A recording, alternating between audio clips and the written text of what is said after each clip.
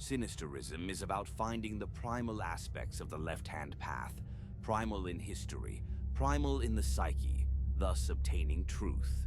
Thomas Leroy.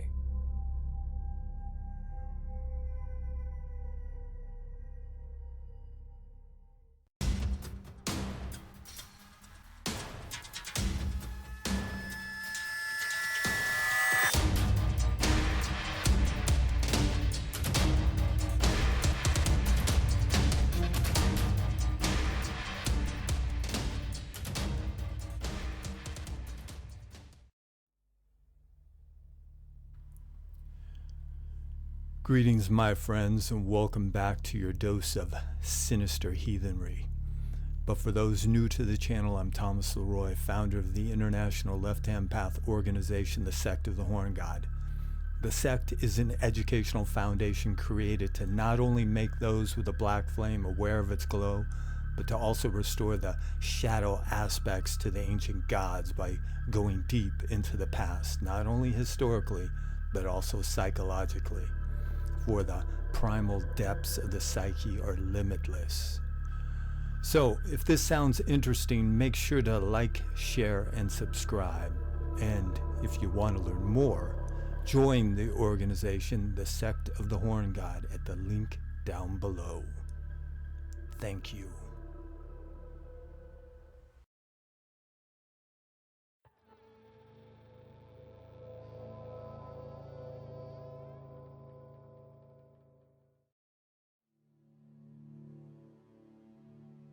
Now, in my last video, when responding to a comment, I stated that when dealing with the ugly side of reality, one of two things will happen.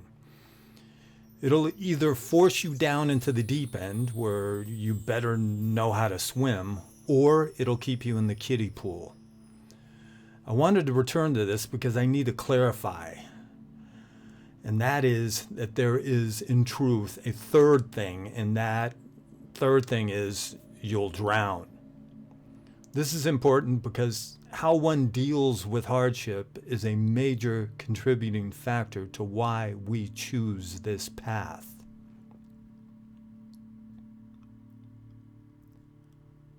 We who walk the left-hand path have come face to face with the horrors of reality. So that which does not in some way reflect those horrors seems like deceit. There's a hollowness to any metaphysical practice that lacks that sense of danger. Maybe it's a form of masochism, I don't know.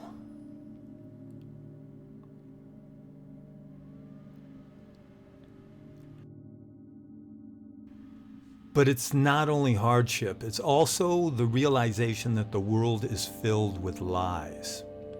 Politicians, the clergy, the media, all are sources of lies to bring about conformity, to make you a docile member of the herd. Some of us, when we saw the lies, couldn't unsee them. And for many, those first lies came from their parents. This is also when we learn the meaning of the word hypocrisy. You ask yourself, if those who claim to love me would lie to me, how can I trust people who barely know who I am or who I have never met, like the politicians and those in the media? Many have come to this realization, but most choose to ignore it, because to be forced out of the herd would be a horror too great to comprehend. So they adopt the lie, thus becoming one of the liars. And the greatest lie they tell is that which they tell themselves. We, though, cannot ignore our doubts, and so we went looking for an alternative to the mainstream, to the status quo, to the dictates of the herd. So we chose this path. And being on this path is truly a choice because none of us were born on it. When we came screaming into the world, we became a member of the herd and thus were placed on the right-hand path. Besides, no child has the cognitive ability to understand psychic autonomy. And I don't care what kind of rebellious little shit you may have been, because simply being rebellious isn't enough. It takes more than just getting angry and throwing fits. Come on, we in this community have had numerous encounters with the petty Satanists, the chest beaters, and most of them are adults. No, you weren't born on the path because a child is not able to understand what it is. They can't comprehend that if they orient themselves in a certain direction and proceed in that direction, do the work, they will achieve the ultimate metaphysical understanding, which is simply the realization that they are a distinctly independent entity, a revelation that very few will ever experience.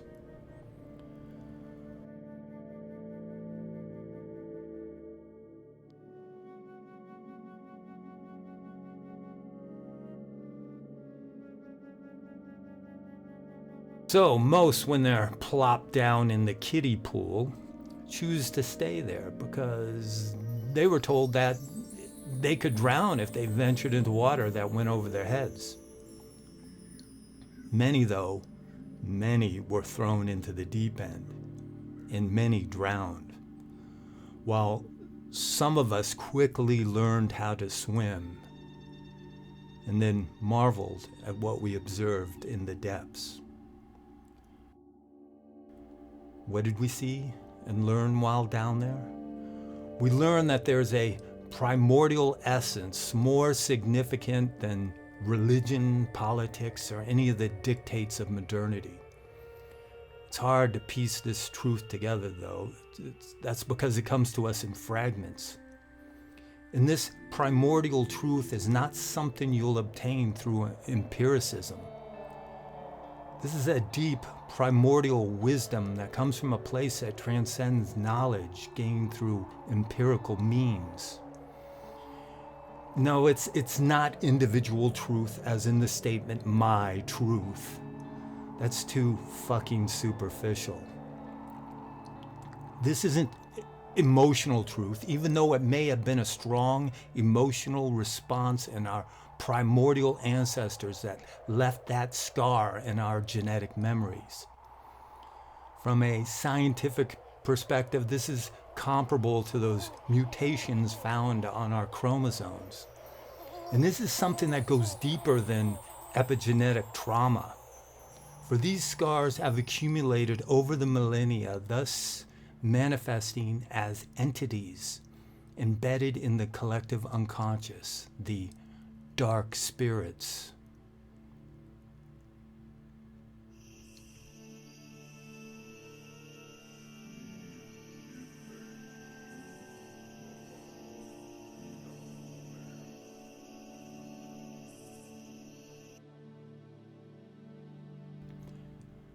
The impulse is to ignore them, push them away, but they're not going anywhere. And they are both in you and outside of you, part of you and greater than you. Even if you did not exist, they would still exist. They are more than psychic manifestations, and they speak as the mouthpieces of the ancients, which, if we listen, we hear in dreams and visions. They speak of primordial truths that have been lost primarily as a result of modernity's processes, and their wisdom is greater than any sermon spoken by any priest or rabbi. Their utterances out of the void are pure and unfiltered and left for you to translate.